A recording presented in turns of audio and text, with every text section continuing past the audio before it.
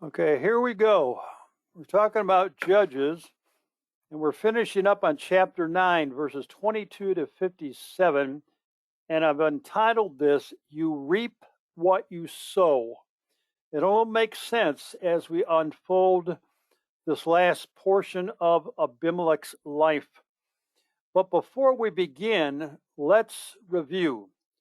And so I want to go through what we looked at last week to remind us of the stage we are about to observe with Abimelech and two other major players and the outcome of this chapter and his life. You know, last week we learned about the wickedness of Abimelech.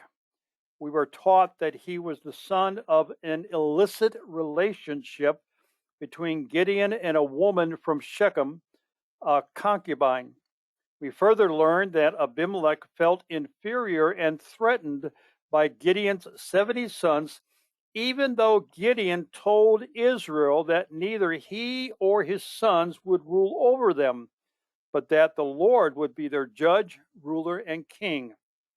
He decided on a course of action, namely, he would drive a wedge between his immediate family in Shechem and Gideon's biological family. He approached his family from a partisan position. The men of Shechem, who were delivered by the hand of Gideon from the Midianites, chose to place family emotional ties above reason and self-evident character. They endorsed Abimelech's plan to seize the judgeship by first-degree premeditated murder of Gideon's son, save Jotham, who escaped. They financed this operation by drawing monies from their pagan god's shrine. Abimelech was crowned king, and in the midst of the festivities, Jotham shows up on Mount Gerizim and declares a parable, posing the question if they acted in truth and integrity in their recent practices. Now we come to the final verses of chapter 9 and Abimelech's wretched demise. There are three major players in these final verses. Of course, you have King Abimelech and the only mention of his first lieutenant, Zebul. And then you have this newcomer that comes in later on in chapter 9, Gaul, son of Ebed. He was a foreigner that moved down to Shechem, and caught in the middle are the men of Shechem. So we're going to begin in verse 22. Now Abimelech ruled over Israel 3 years. Although he is not listed as one of the official judges in the book by that name, if he were to be listed, his reign would be the shortest of any listed. In verse 23 to 29, then God sent an evil spirit between Abimelech and the men of Shechem, and the men of Shechem dealt treacherously with Abimelech, so that the violence done to the 70 sons of Jerubbaal might come, and their blood might be laid on Abimelech, their brother, who killed them, and on the men of Shechem, who strengthened his hands to kill his brothers. The men of Shechem sent men in ambush against him, Abimelech, on the tops of mountains, and they robbed all who might pass by them along the road, and it was told to Abimelech. Now Gaul, there's the third party here, the son of Ebed, came with his relatives and crossed over into Shechem, and the men of Shechem put their trust in him. They went out into the field and gathered the grapes of their vineyards and trod them and held a festival. And they went into the house of their God and ate and drank and cursed Abimelech. Then Gaul, the son of Ebed, said, Who is Abimelech and who is Shechem that we should serve him? Is he not the son of Jerubbaal, and is Zebul not his lieutenant? Serve the men of Hamor, the father of Shechem. But why should we serve him?" Referring to Abimelech. "Would therefore that this people were under my authority, then I would remove Abimelech." And he said to Abimelech, "Increase your army and come out." Let me summarize these verses for you. Remember that Abimelech told the men of Shechem that provided they were loyal to him, he would protect them. Remember the parable of Jotham, and Abimelech is the bramble bush. Now, if not, he says that there would be trouble. And we see the trouble forthcoming, not initially by anything Abimelech or the men of Shechem do, but an evil spirit is sent by God to start the divine retribution for Abimelech's slaughter of Gideon's son. Now we need to understand what this means of God sending or permitting an evil spirit. We see God doing this to King Saul later on in the book of 1 Samuel. Now what does this mean? What it means is that God withdraws his protection, and it is an act of judgment. He withdraws his protection, and it is an act of judgment. The murder and the bloodletting that Abimelech committed would now bear the same kind of fruit in his own life. The men of Shechem not only duplicated the murderous acts, but they added robbery to their sins. Now here comes a new player. He arrives on the scene. Gaul, son of Ebed, relocates and makes his home among the inhabitants of Shechem. Now we know very little about this man except his name. What we do know is he arrives with all of his relatives. It might be possible he is wealthy and influential like Abraham with his many servants. Some commentators suggest he was a Canaanite looking to recapture what was taken.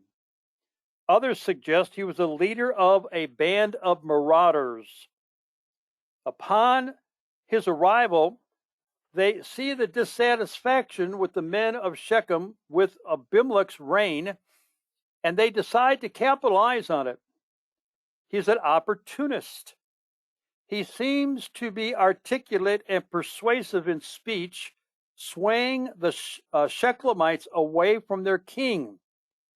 So convincing was he that the men of Shechem put their trust in him like they formerly did with Abimelech. And so you'll notice that the men of Shechem have no backbone. They're pictured like the people in the book of James that are tossed to and fro by the winds and the waves.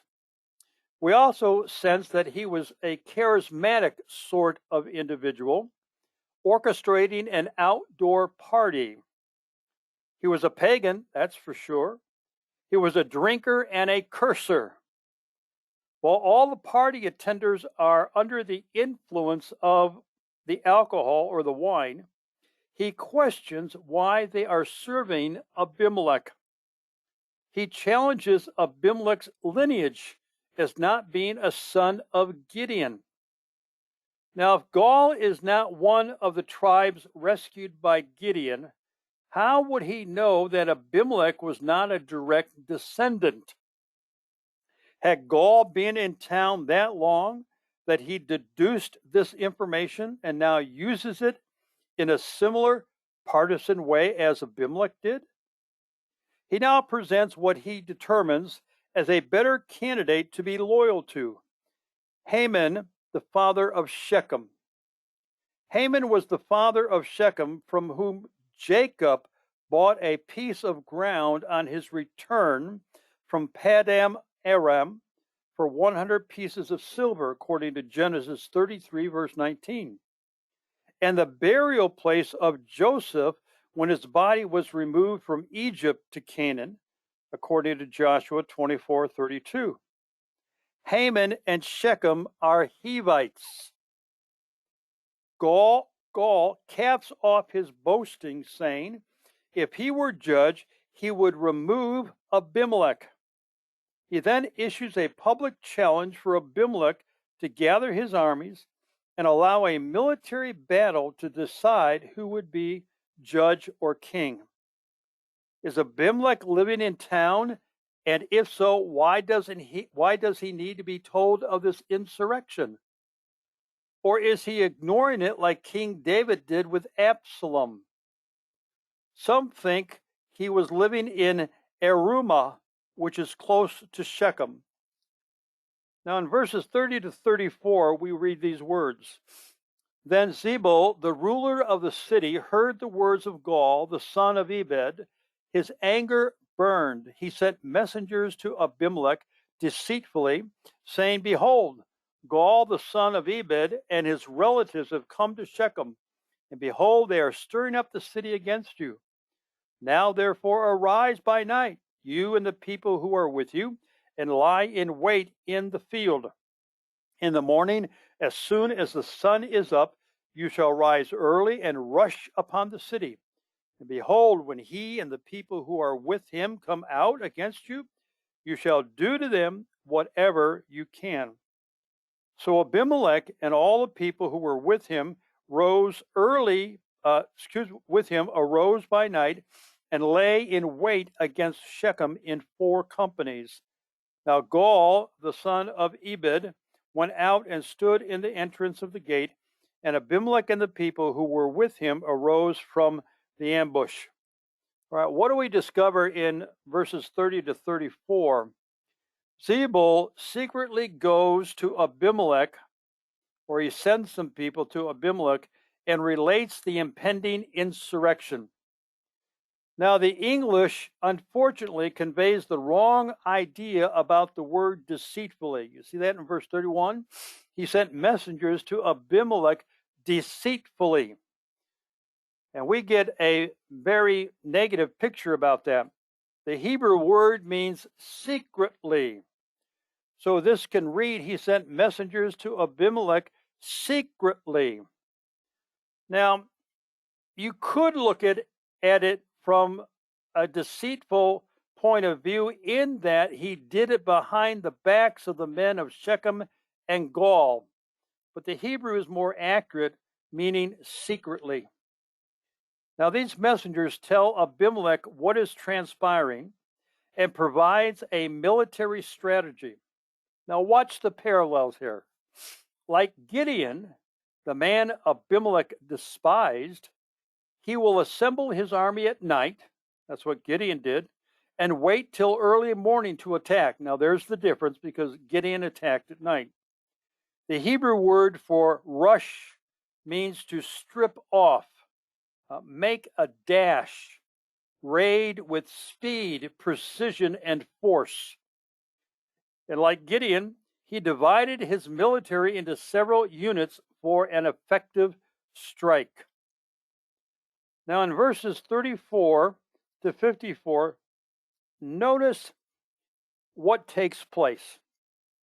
So Abimelech and all the people who were with him arose by night and lay in wait against Shechem in 4 companies. Now Gaul, the son of Ebed, went out and stood in the entrance of the city gate, and Abimelech and the people who were with him arose from the ambush.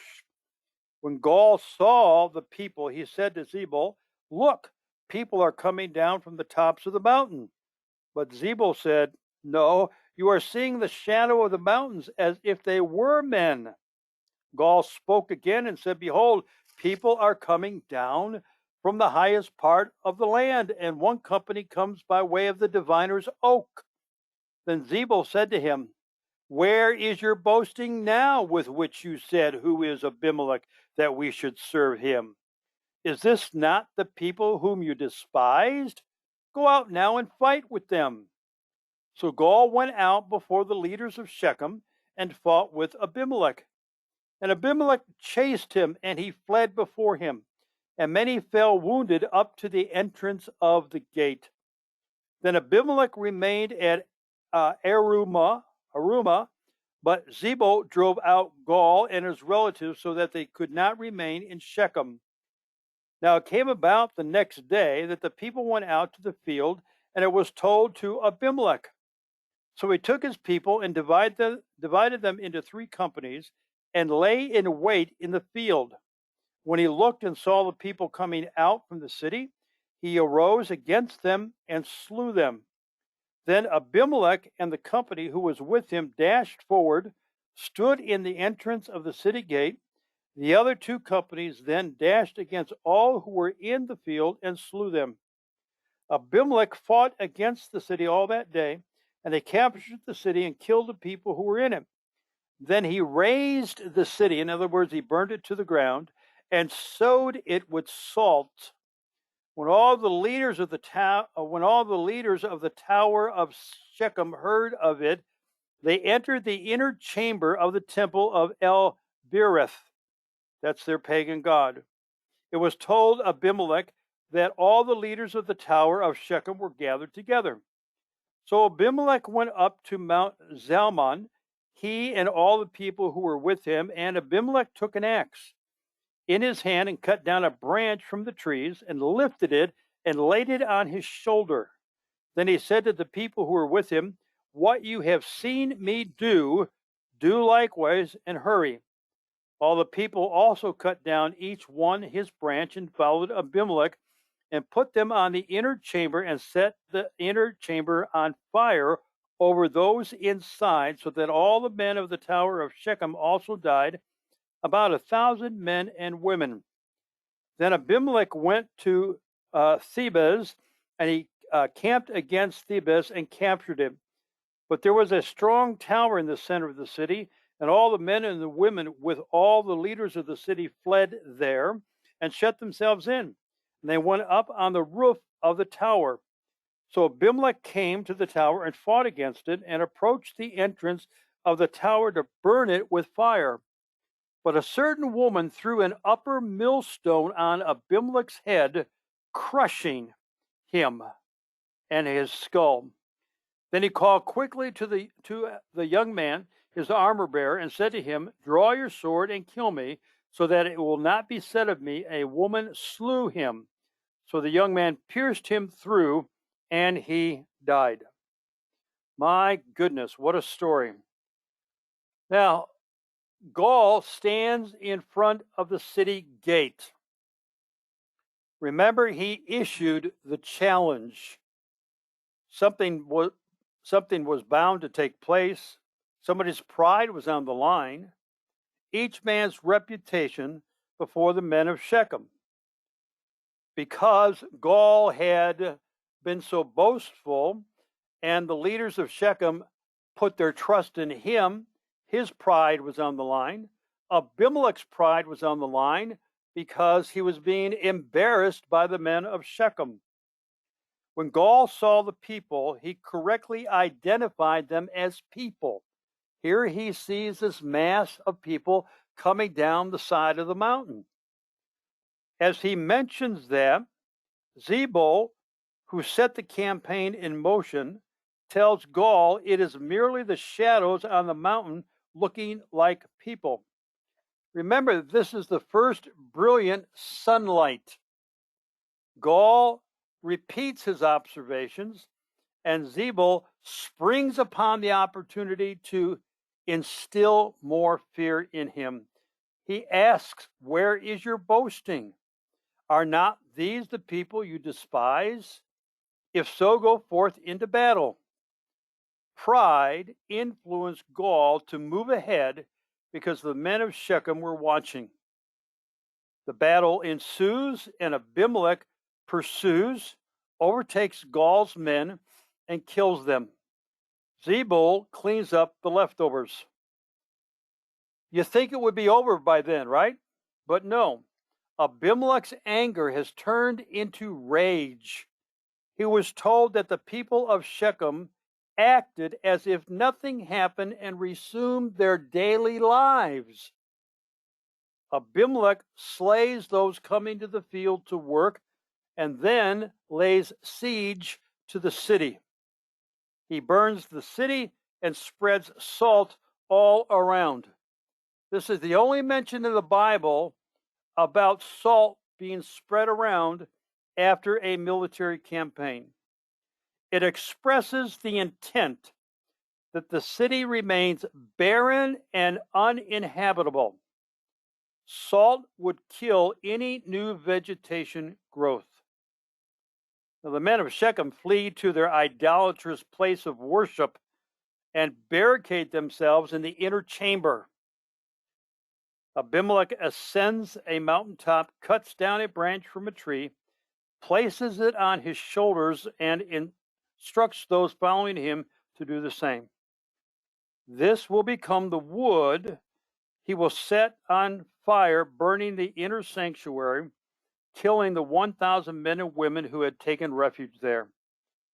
The ironic thing is, their God could not protect them. Now remember Abimelech's own prophecy that fire would issue forth on the men of Shechem if they were disloyal. He now moves to Thebes. This city was about 11 miles from Shechem. This was a city who refused to participate in the coronation of Abimelech as king. So Abimelech, in his crazed mind, seeks to destroy the city which is in Ephraim. And as he is laying siege to it, someone on the outer tower, a woman, throws a millstone down, striking a fatal wound to his head. Now, the upper millstone was the part that moved, rolling over the grain that sat on top of the lower millstone, which was stationary. And the weight would vary. Evidently, this was either one Herculean woman or it was a small millstone. Gravity provided the intense impact. God guided the trajectory. Like King Saul, he wanted someone else to end his life.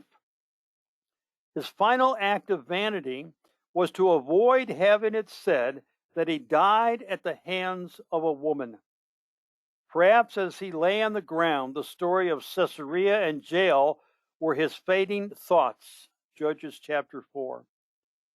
What happened to Gideon's sons was carefully noted by God, who in no wise let the unrighteous escape their punishment. Now, what are some lessons that we can learn from this? First of all, Galatians tells us, be not deceived. What you sow, you will reap. Now, remember, this is what Abimelech did. He sowed seeds of discord and malicious distrust that got him what he wanted, and it turned around on him through gall. Now, you know the laws of sowing and reaping. I've mentioned this a couple of times to you before, but let me refresh our minds. What you sow, you will reap. If you put corn in the ground, don't expect pumpkins, okay? You get what you sow what you reap. You will reap more than you sow. You reap more than you sow. You sow a bushel of corn, you could reap as many as 3 or 4 bushels. And you will always reap in a different season. You sow in the spring and you reap in the fall. So sometimes young people think that, oh, I was just sowing my wild oats. But if they don't come to biblical terms with what they've done, if they don't put off and put on biblically, later on they will reap what they've sown. It will come back upon them. So this is a very important principle from this story, as well as the New Testament admonition. Don't be deceived. Don't let your mind trick you that it's okay what you're doing. There is a harvest that will come. And then, when you repeat the same sin, repeat the same issue, the same problems, it's like a bad penny that keeps coming back, or it's like a yo-yo. You put it down and it snaps back up into your hand, or it's like a revolving door at a a big time store in a major city. What this tells me about us is that you are stiff-necked, looking for different ways to fulfill your agenda, not God's. You see people many times, there they go again. How could they do the same thing again? They're not thinking what is going on. They're being driven by their feelings again. They're stiff-necked.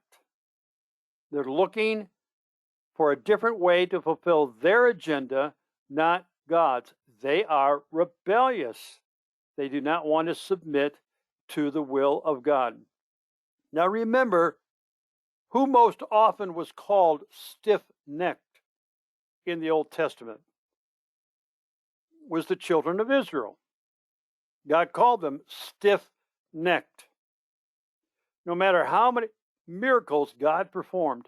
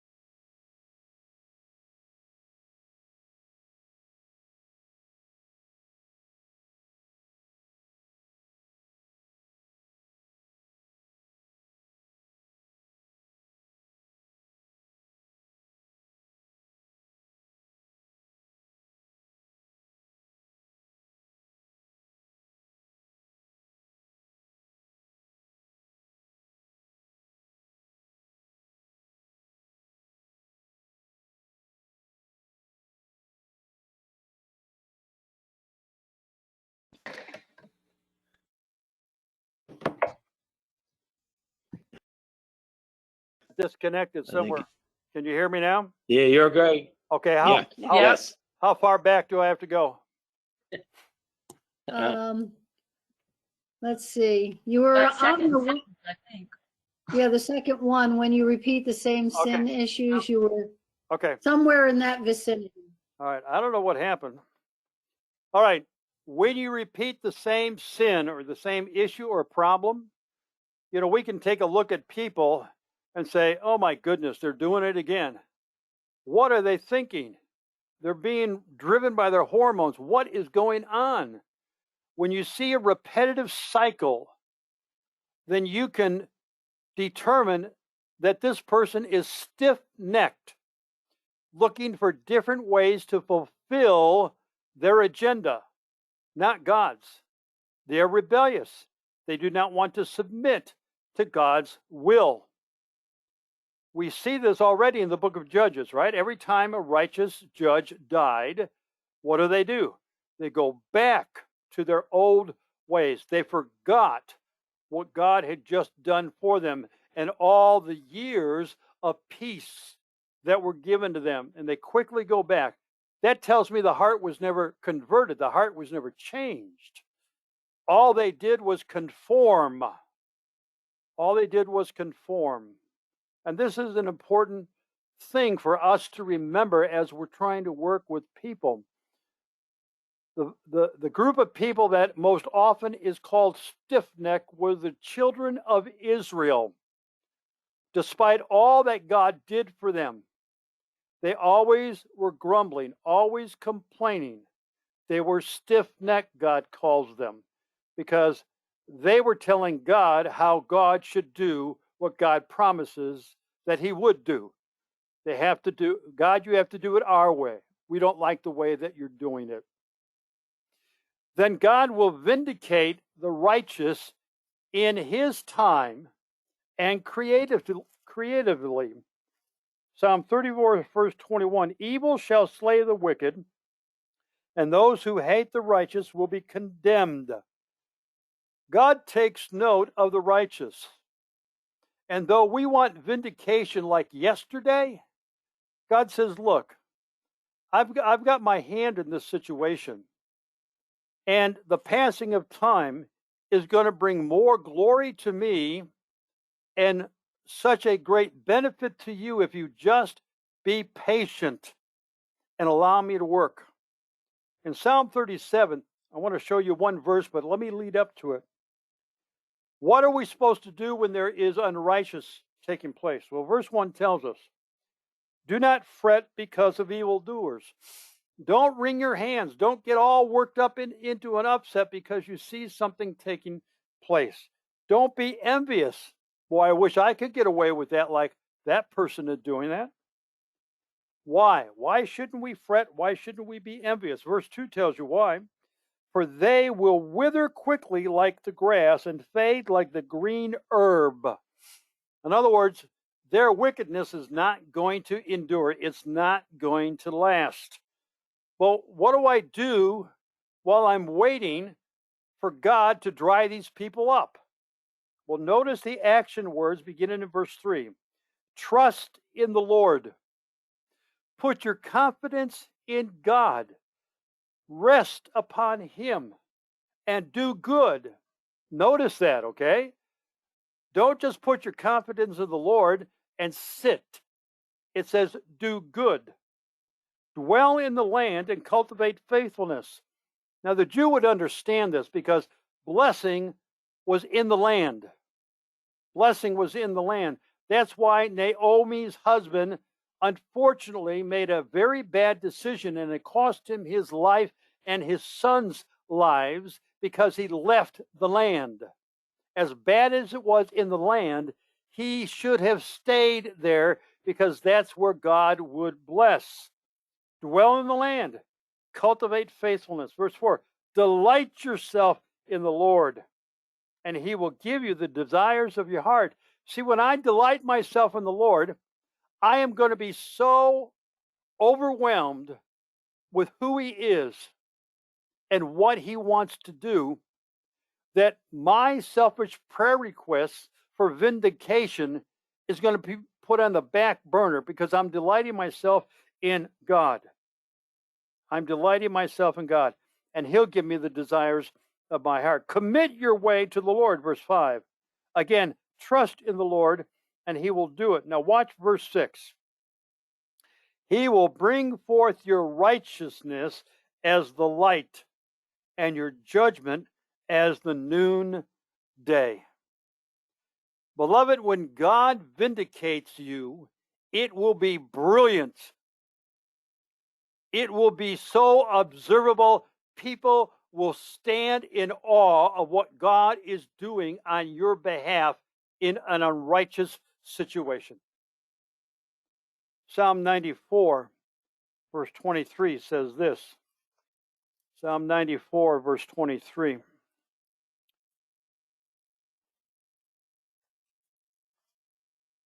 He has brought back their wickedness upon them and will destroy them in their evil. The Lord our God will destroy them. Did he not do this with Abimelech? He most certainly did. Proverbs chapter 2, verse 22 says this, "But the wicked will be cut off from the land, and the treacherous will be uprooted from it." And then in Proverbs 14, verse 32, it says this, "The wicked is thrust down by his wrongdoing, but the righteous has a refuge when he dies." Wasn't Abimelech thrust down for his evil doing and what he did for his wrongdoing? He most certainly was. And then one final lesson here. Be leery of someone who boasts, or two more lessons. Be leery, and that should be L-E-E-Y, I believe, L-E-E-R-Y. Be leery of someone who boasts they can lead better. And beloved, unfortunately, I thought we were done with all this political nonsense. Now there is a local election taking place, and here comes the mudslinging again. I'm the better leader. I've done this, my opponent hasn't done that. We need to be leery of someone who boasts they can lead better. Absalom tried this with his father. We see Gaul doing this against Abimelech. It is a part of the sinful human nature that when I don't like what my leader is doing, someone in authority over me, I will go ahead and sow seeds of discord, and I will say, I can do a better job. I can do a better job.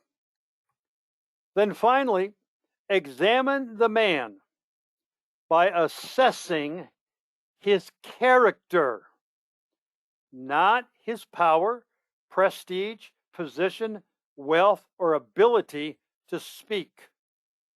This is so important. This is so important.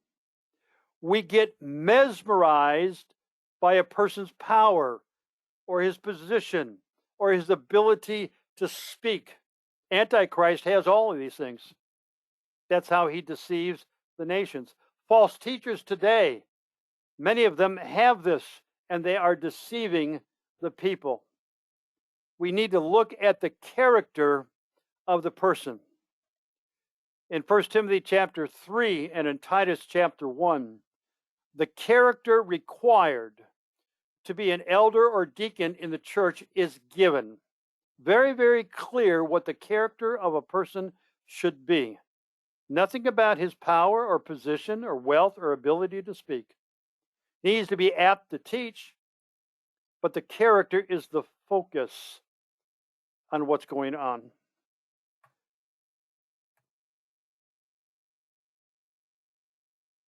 All right, questions that you might have. I'm sorry that I got jumbled up on that. Thank you for waving at me, Carl. Has anybody got it, or do I need to repeat anything? I have one. Yes, ma'am. When Gaul was chased out of the city, did he die in that battle too, or no? The scripture is silent about that. I'm going to make an educated guess saying that yes, he died.